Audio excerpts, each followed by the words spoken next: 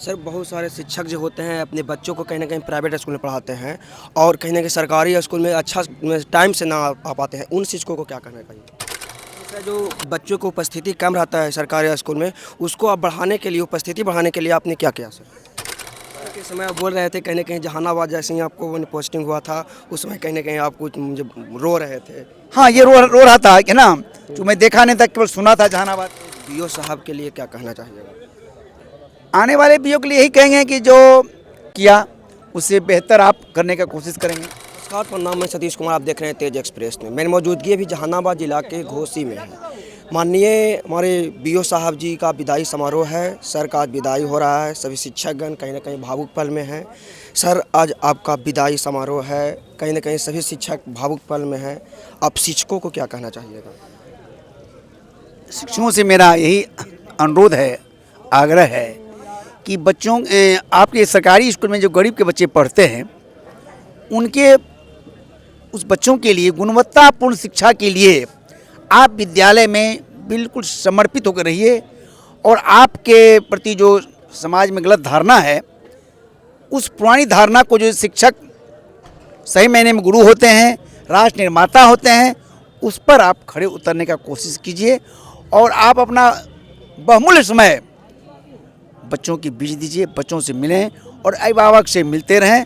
और अभिभावक की भी समस्या लीजिए, बच्चों की समस्या लीजिए और उस समाधान कीजिए। सर बहुत सारे शिक्षक जो होते हैं अपने बच्चों को कहीं ना कहीं प्राइवेट स्कूल में पढ़ाते हैं और कहीं ना कहीं सरकारी स्कूल में अच्छा टाइम से ना आ पाते हैं। उन शिक्षकों को क्या करना चाहिए? हमारे शिक्षक कहीं प्राइवेट स्कूल के शिक्षकों से कहीं बेटर होता है। बस अगर हमारे शिक्षक, सरकारी स्कूल के शिक्षक 1 घंटा भी अगर सरकारी स्कूल में बच्चों को पढ़ा दें तो वो प्राइवेट स्कूल से कहीं बेटर होगा। और हम इसके लिए प्रयास भी किए और शिक्षकों को इसके लिए बहुत हम उसको प्रेरित भी किए और हमारे शिक्षक इस पर खड़े उतर रहे हैं। आज हमारे प्राइवेट स्कूल का बच्चे सरकारी स्कूल में आ रहे हैं। तो कहीं ना कहीं सर जो बच्चों को उपस्थिति कम रहता है सरकारी स्कूल में, उसको आप बढ़ाने के लिए, उपस्थिति बढ़ाने के लिए आपने क्या किया सर? मैंने कि सरकार के द्वारा ये बच्चों के लिए फ्री में बुक्स दिया गया है। इस पर एडवांस, अब जो बच्चे इस बार 1 अप्रैल से एडमिशन लेंगे, उन बच्चों के लिए पूर्व में ही किताब आ चुकी है, कॉपी आ चुका है, बैग आ चुका है और खाना तो चल ही रहा है। और किट्स वगैरह, बच्चों के लिए किट्स भी सरकार के द्वारा उपलब्ध करा दिया गया है और वो वितरित हो भी गया है और होगा भी।